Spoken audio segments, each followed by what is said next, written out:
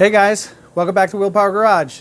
Today I'm working on a 2016 Volvo XC90 T5 and I'm going to show you how to replace the oil separator breather on your engine. Stay tuned.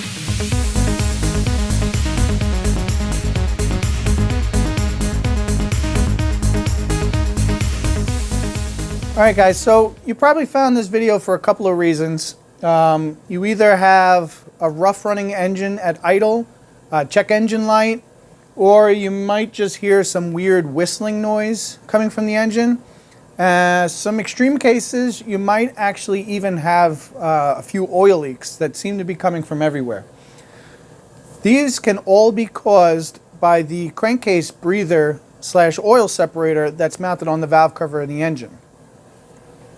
What's happening with a lot of these breathers is there is a diaphragm on the top, and that diaphragm can either become stuck with contaminants or in many cases it'll actually tear. When it tears, you'll get a vacuum leak from the vent on the top of it where it's pulling unmetered air into the engine. This is what will cause your rough idle, misfires, stuff like that.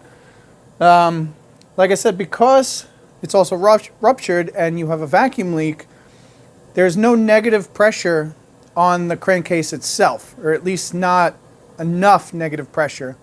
The reason why modern manufacturers put negative pressure into the crankcase is on forced induction cars like this. This one happens to be turbocharged. Turbocharged, supercharging, any kind of forced induction creates extra crankcase pressure. And by having a negative pressure using the vacuum system, it'll actually keeps the oil in all the seals. The seals eventually work. The seals actually work better. It also has a little bit to do with emissions, but that's a whole nother topic. So let me take you guys to the top of the engine. I still have the bad breather on this. I'm going to take off the top diaphragm to show you guys what it looks like and how you could check for yourself if you suspect yours may be bad. Okay guys, so this is the oil separator / breather. This is the filler where you would fill up your engine oil. It is all part of this. This area right here, this is the diaphragm. And on this side there's a little bit of a breather hole. Essentially allows the diaphragm to move up and down. It acts as a check valve so that when you get under boost, it doesn't allow the pressure to go into the crankcase. Now I've already popped this one loose. It is actually just clipped around the side. If you're very careful, you can get in there with a small screwdriver, work your way around, and you'll be able to pop this off. Be careful, there is a spring that sits between these two. I have it off right now just to make showing the example a little better, but just be mindful of that spring in case you need to reinstall everything. You don't want that spring to go flying. So this here is the diaphragm. Now mine is ruptured, so I'm going to pull off this little center section here and I'm going to try to show you guys exactly where it's torn. So I know it's not focusing very well, but right there I have a small little tear in the diaphragm. And what that is doing is the engine under vacuum is allowing air to pass through this hole here. And then under boost, it is allowing air, since this is not acting correctly, to be pressurized into the crankcase. And like I said, that'll cause oil leaks. In this instance, I actually just had to replace the timing belt because, well, for two reasons actually. One, I had a severe oil leak from the front. So it was weeping past the oil seals on the cams. But secondly, there is also a TSB, maybe I'll put it in the description below, where the caps on the end of the VVT solenoids can crack and lead to an oil leak. So by having this breather diaphragm ruptured, it kind of added to that oil leak, so it was a lot more severe. Unfortunately, it soaked the timing belt and forced me to have to replace the timing belt. Now, back to the breather itself. Like I said, mine is ruptured. Unfortunately, the only remedy for this is to replace the entire breather assembly. I have seen some manufacturers where you can buy just a replacement diaphragm. I wasn't able to find one for this particular engine. but it may be worth looking to see if you could find one yourself. Now, this is the part number for the replacement that I'm going to be installing. And this comes as the complete assembly, as you can see here. So here's my oil fill. The new diaphragm is already installed. Basically, it comes ready to be installed here. The gasket's already there. You just remove the old one and reinstall the new. So I'm going to get ready to do that now. I'm going to remove all the 8mm bolts around the perimeter, disconnect the tube here, and then I'll clean up the surface before I install the new one. Okay, first things first, I'm going to remove the spring clamp here from the breather hose, and I can remove that. I'm right away going to take off the filler cap, and then I could start removing the perimeter bolts here.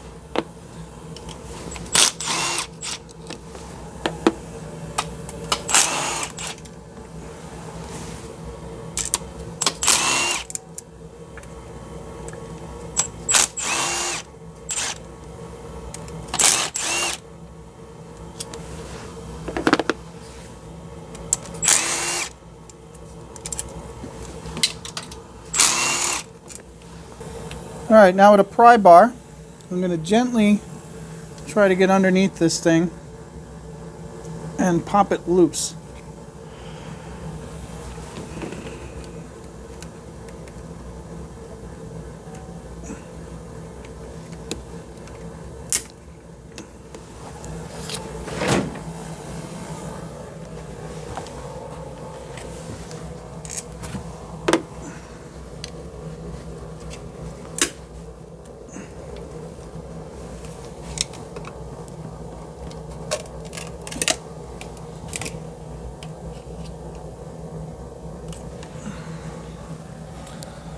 Okay, so here's my removed breather. See, it was a little hard to get it up. The gasket's a little stuck to everything. But now we can discard this. It's now garbage. We'll clean up these mating surfaces here, little brake clean and a rag, and install the new one. While doing this, just be mindful of any dirt. You don't want to get dirt into the engine, but you do want this area to be nice and clean for the seal to seal up well. You don't need to go crazy. Just make sure everything is free of any grease and oil so the new one seals on really well.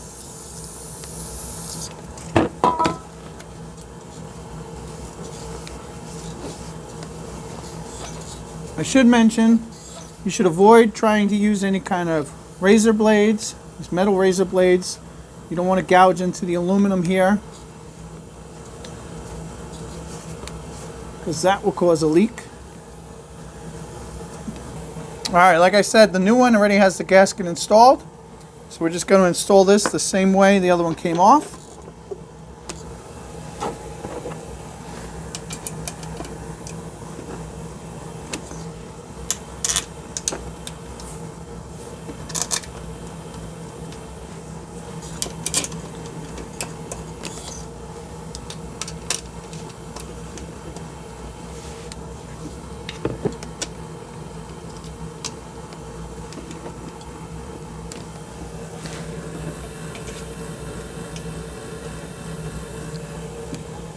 So I'm just going to use the screw gun just to run these down.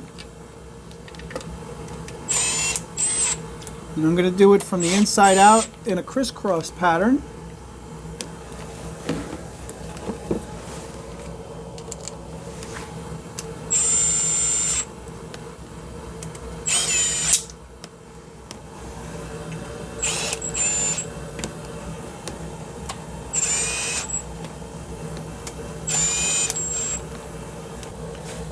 Okay, now that I have these bolts run down by hand, we're We're going to torque these things down to 10 Newton meters, which is approximately 88 inch-pounds.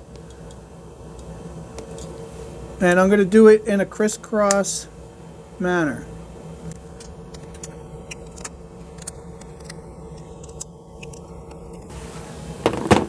Okay, now we can reinstall the breather tube along with the clamp.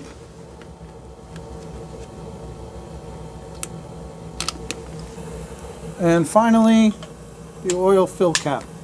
All right, guys, I hope you liked today's video. As you can see, replacing that breather separator on your Volvo is really easy, really straightforward. Just follow those simple steps I showed you, the proper torque on it, because it is only going into aluminum and it is made of plastic. You don't want to over tighten it and damage the new breather. As always, guys, if you have any questions, just feel free to leave me a comment below. And please share, like, and subscribe my videos. And I'll see you next time. Bye, guys.